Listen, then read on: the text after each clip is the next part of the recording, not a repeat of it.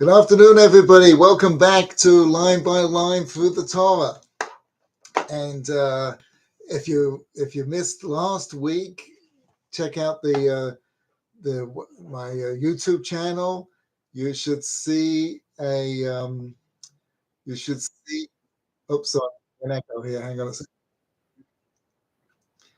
Okay, if you go check out my channel, you should see my YouTube channel, and you should see the video. If you can't find it, send me an email, WhatsApp, whatever works for you. We're in the first verse, chapter 1, verse 1. Not going very fast here. That's the idea. Line by line through the Torah. So the first verse, as we said last week. Oh dear. Hang on. Don't go anywhere. Just lost my. Okay. This high-tech stuff, as I was saying to my mother yesterday. Someone's just WhatsApping. Okay. Some people are having a hard time getting online. Okay. So we're in line by line. As I was saying to my mother yesterday, we should go back to carrier pigeons, all this high-tech stuff. When older people are having a hard time with the smartphones and everything, the good old days when you picked up the phone and that was it, are long gone. And I can relate to it when you look at a piece of technology, a software, and it's overwhelming, all the buttons you have to press and things you have to sign in on, and it's not intuitive. Apple's phenomenal at that, at making something intuitive. But I wonder if, like, when we're that age, and is the technology going to be at such a higher level? Is AI? I was listening to a talk by I forget his name, the CEO of Google, and he was explaining that the technology that we're experiencing up until now is that we had to fit into the technology. You had to, if you remember the early days of DOS, you had to learn the code to be able to use word processing or anything like that. Apple really developed the idea of icons and making things intuitive, but nevertheless, you still had to fit into its programming. AI is changing all of that, and we're relating to it far more as we would another person, and it is changing the way we're relating to technology. Now, I'm not so sure that that's such a good thing. There's a tremendously humbleizing, I don't know if there's such a word, humbleizing. Someone's asking, how do I interact with you? Yeah, go to the YouTube channel, and there should be a line there to be able to chat on the right-hand side.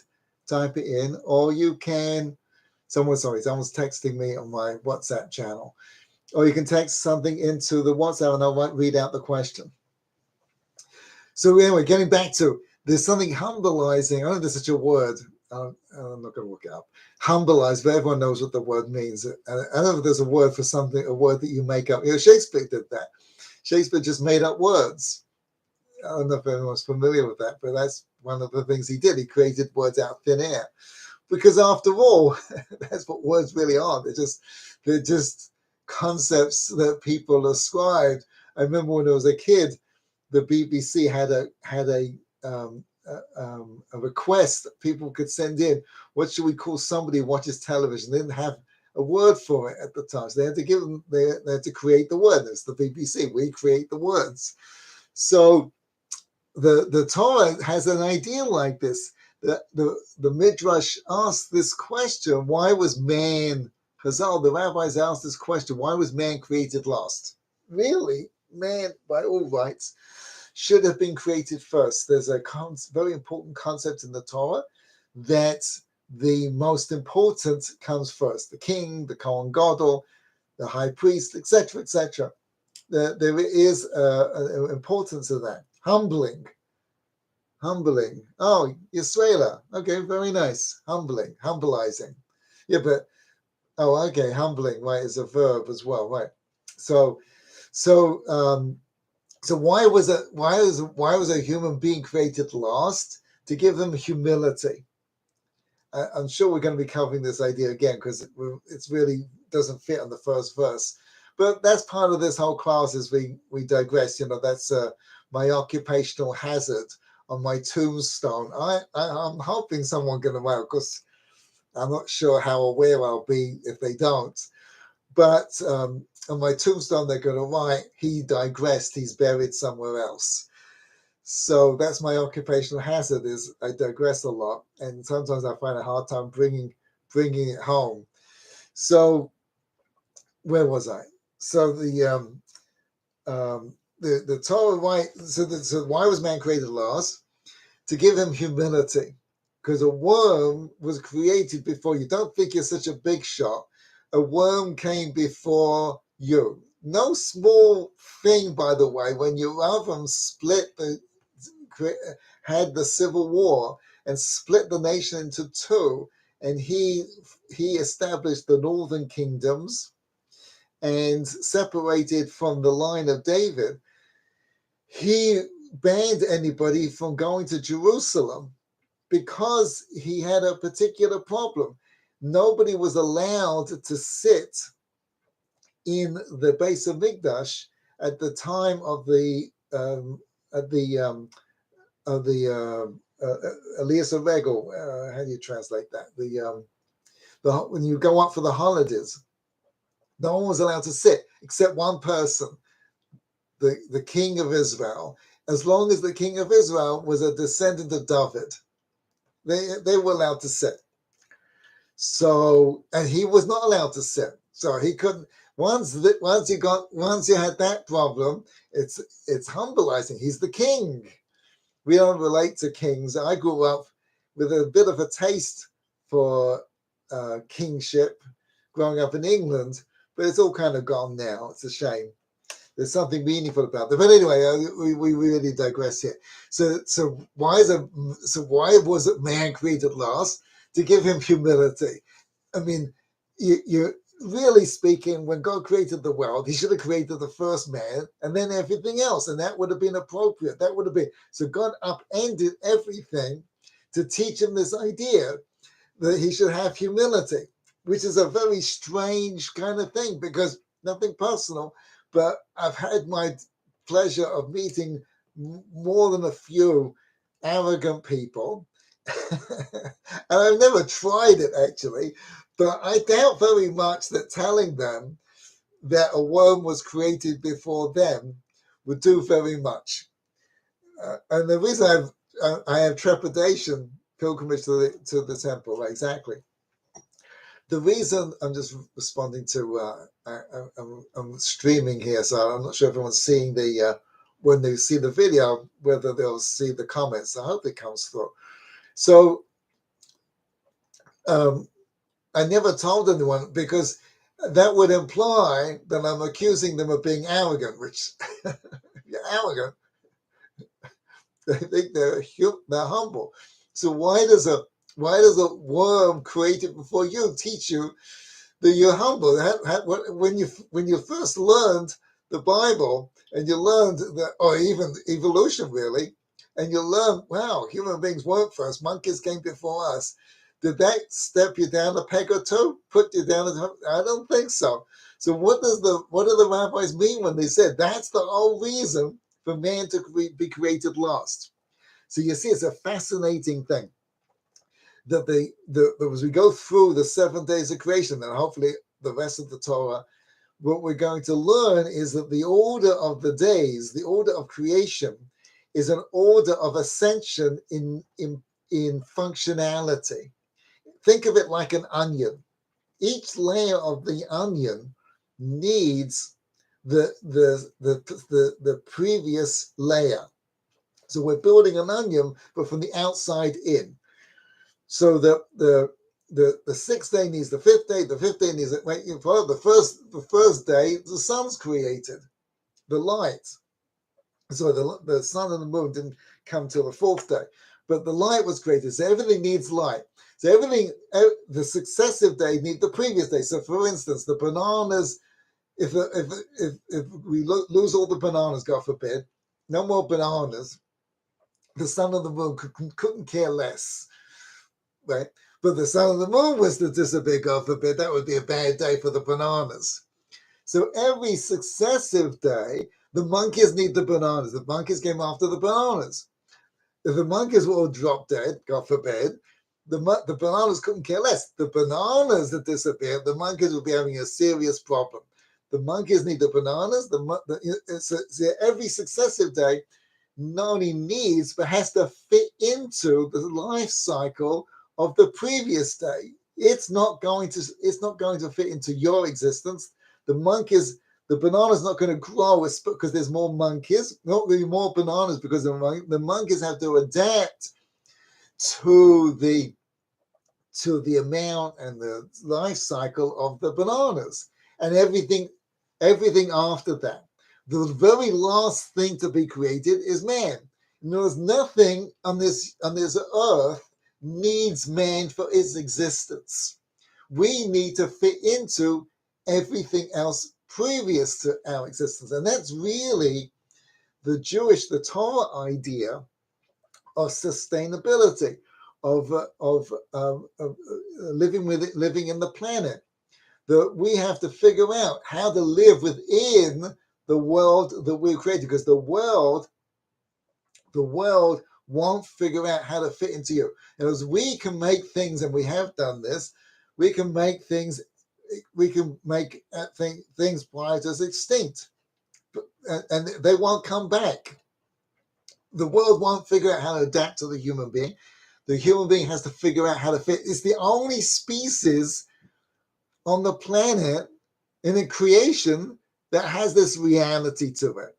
And that's humility. Because what is humility? It's figuring out how to fit into the world, into the space that you find yourself.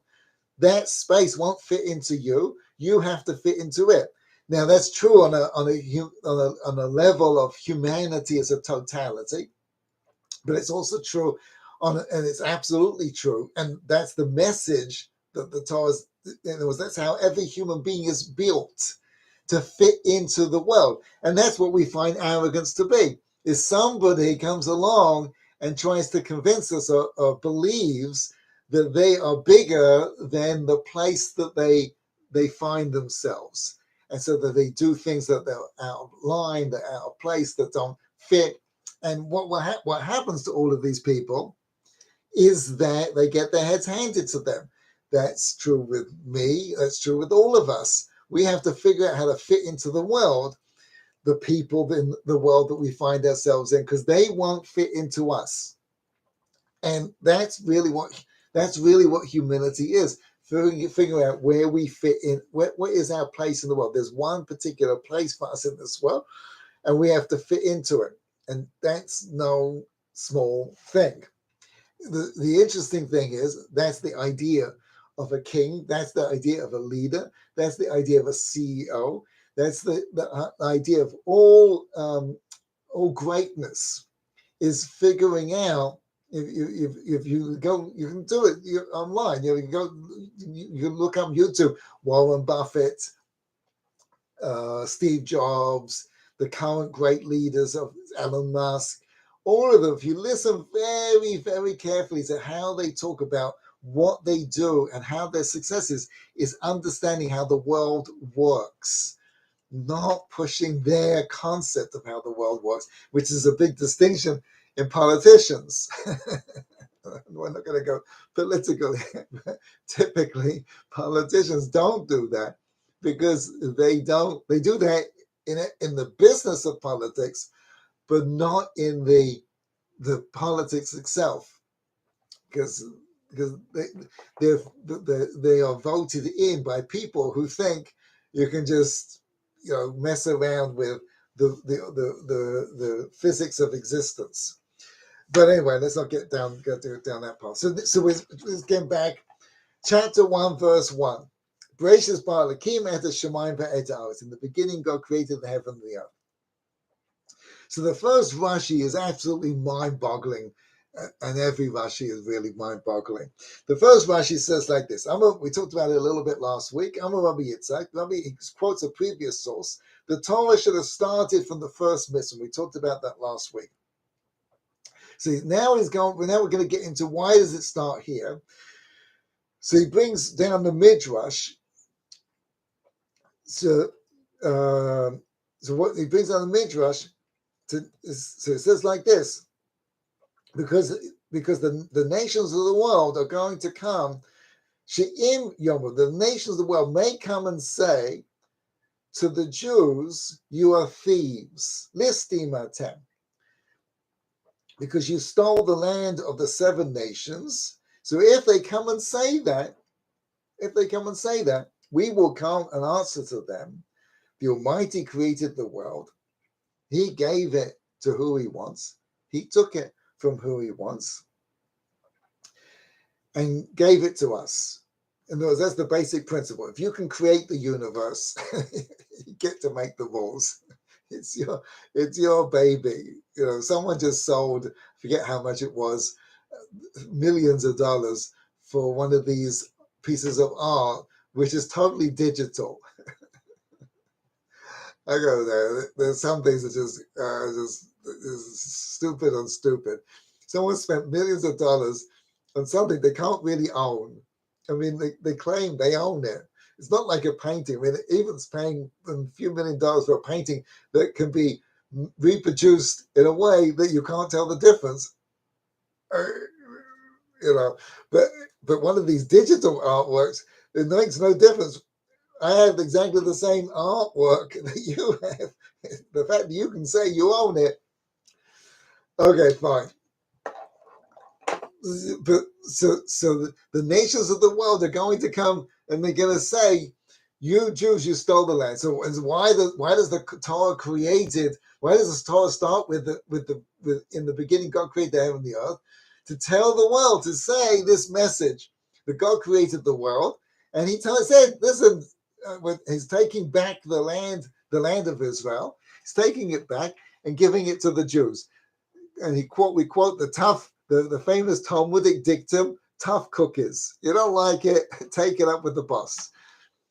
So the whole reason for creation, the whole reason for the story, no, that was in creation. The whole reason for the story of creation is so that we would have a portion in the land of Israel, because if the nations of the world would come and they would say you stole the land, we'll have an answer for them, right? Now this is a fascinating Rashi. Because when Rashi wrote this midrash, he's obviously talking. Well, he didn't write the midrash. When Rashi quotes this midrash, he's obviously talking about the 1948, when the Jews come back to the land of Israel. The nations of the world will say, "You stole the land," or might say, "You stole the land." So he's talking about 1948 because he was writing in the middle of the Middle Ages, around 1100. Which is the middle of the exile, not the Middle Ages, sorry, the middle of our Middle Ages, the middle of the exile. The Jewish people were in exile for 2,000 years. So around 1100 is about the middle of that. The idea that we would come back to the land of Israel was a very difficult, it was a belief that the Jews have, but it's a religious belief. It doesn't fit into the geopolitical construct that they teach in Yale University or even Harvard. The idea that a nation in the history of the world, by the way, the proof that the Palestinians will never get their own state is because in the history of the world, nobody ever recreated their state. There are many, many people that lost their state. There's no such thing as Yugoslavia anymore, and I say pretty good high certainty it's never coming back. It's gone. But there are many, many countries. The Austro-Hungarian Empire gone. There are many, many nations that disappeared off the face of the earth. They just don't. Lithuania doesn't exist in. Actually, does. So I think there is still Lithuania.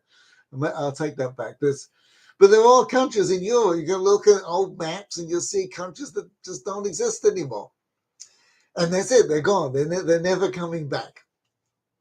So in other words, you never have a nation, whatever it happens to be, right? The Armenians exiled from their land, and then they come back and take back their land. It's never, in the history of the world, never happened. So the idea that the Jews, this is going to happen to the Jews, is a religious belief. We believe it's going to be. We believe it's going to happen. So Rashi writes that when it happens, the nations might come and say, "You stole the land of Israel." Now that's a very strange thing to say, because in international law works like this: that if you take something, there is a concept called international law. It's a dubious concept, but anyway, they try and have such an idea. And amongst the nations of the world, they all agree, whether it's international or it's each nation individually, that if you take something that doesn't belong to you, it's called stealing, right? Legal practice 101, right? It's called stealing. There's one exception to this rule, that not only is it perfectly permissible to steal it, in other words, take it away from the person who owns it and claim it as yourself, but not only is it perfectly permissible to do it, it's the only way to actually do it. It's regarded as this is the legal way to actually acquire this thing. In other words, if I come up to somebody and take this away from them, right? It's called stealing. But there's one thing that everybody agrees, the whole nation, all the world agrees, that if you take it without permission and you claim it as your own, it's yours. That's it. What's that? Land. Right? Everyone agreed that the way you acquire land is to kick off the people or just claim, America's England and Australia's England and all the nations of the world thought of it like this, understood it like this, right? But Neil Armstrong plants a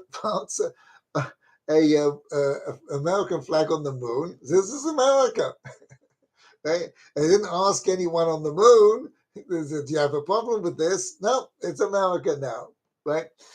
So you go around the world, you see this, until they got independence, but even still countries to today, they're English, the Falkland Islands, for example, many places that how the Falkland Islands become English. I mean, it's not exactly off the coast of Cornwall. It's because some Englishmen stood there and said, I claim this for the king or the queen, whoever it was at the time. So the idea that the nations of the world will come and they will say to the Jews, you stole the land of Israel. What are you talking about? Every country, who's going to be able to say? Like, the interesting thing, one of these trivial pursuit questions you might get. When did international law change? Because now they go, you can't do that anymore. Technically speaking, right? Technically, they don't listen to it. They don't follow it. So countries take over other countries and they go, okay, fine, you can now call it your country. Like, Russia's trying to do, but when they took Crimea, no one said boo. And the only place that they give a hard time, about, so to speak, taking other people's lands is the Jews in Israel. But when did they change? When did the United Nations say we're not following this rule anymore? Now you can't take land. When did it happen? Right? Surprise, 1948. Well, what a shocker, eh? 1948. That's a real surprise. So up until that point, they said you can take the lands. It's not a problem. But anyway, so Rashi writes, if the nations of the world will come and say you stole the land, we can reply with this answer. When Rashi wrote that, it was firmly entrenched amongst all the countries of the world that the way you acquire other land is for stealing it. So how can they come and say to the Jews, you stole the land? Like, the idea that this could possibly happen in Rashi is people reading it, I'm sure, going, I don't understand. This has got crazy stuff. I mean, a lot of midrashim describe things that are going to be or that have happened as like mind-boggling ideas. Like, you struggle to understand what they're trying to tell us. Sometimes it's an allegory, but whatever it happens to be, it's nevertheless hard to understand. But does Rashi mean literal? People reading it in 1100s, 1200s, 1300s, 1400s, 1600s, 1900s.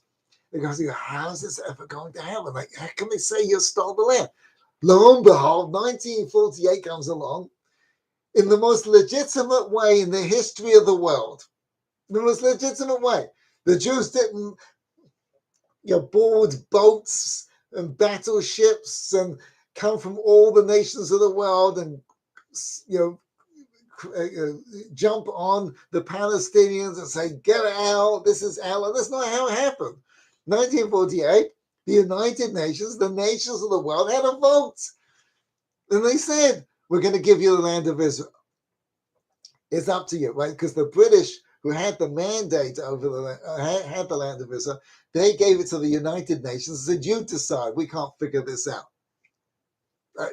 The British in the history of England, and no country in the history ever did such a thing. Somebody else decide for us. Mind-boggling. So the British did that. They said, you decide. Incredible.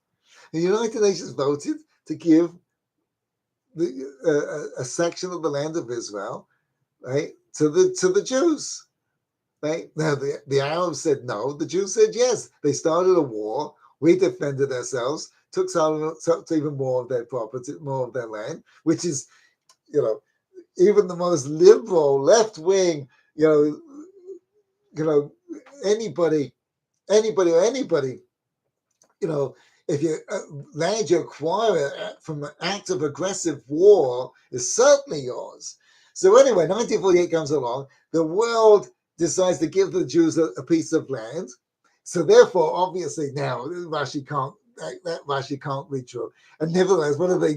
They come and they say, you stole the land of Israel. Like it's mind-boggling. This is what Rashi writes. How did Rashi know this? And that's a very deep question, very important question, very interesting question. But it's not the question we're going to focus on. So I was speaking to Rav Yaakov Weinberg at Tzal many years ago, and I asked him. He's the brother of Rav Noach at Tzal. So I asked him. I said, I don't understand this Rashi. Here Rashi's coming along and telling us this fascinating idea that the nations of the world are going to come and say. That's why the Torah is written, Beraishis bara Elokim. In the beginning, God created heaven and the earth. So I asked him, I said, the Torah is not technically written for the non-Jewish world. They read it, they can open it, they can study it, but it's not written for them. It's written for us. God gave the Torah to the Jewish people. And here Rashi comes along and he says, why? There's the whole beginning, Beraishis bara Elokim in the beginning. God. It's a lovely story. It's a fascinating story. It's a great read. I love the story, but it shouldn't really be here. And the only reason it's here is because we're going to answer them this question. When are we going to answer this question? In 1948. That's the time that it came up. That's when it presented itself, because they came and said you stole the land.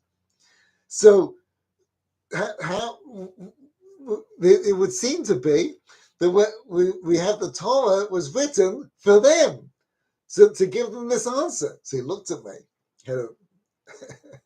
he had an amazing way of looking and speaking, and he said, Steve, let's suppose the Prime Minister, I don't remember the Prime Minister at the time, I think it was Rabin, he stands up in the United Nations and he says, I'm fed up with this 242, these are the code names for all the different castigations that the United Nations have placed against the Jews.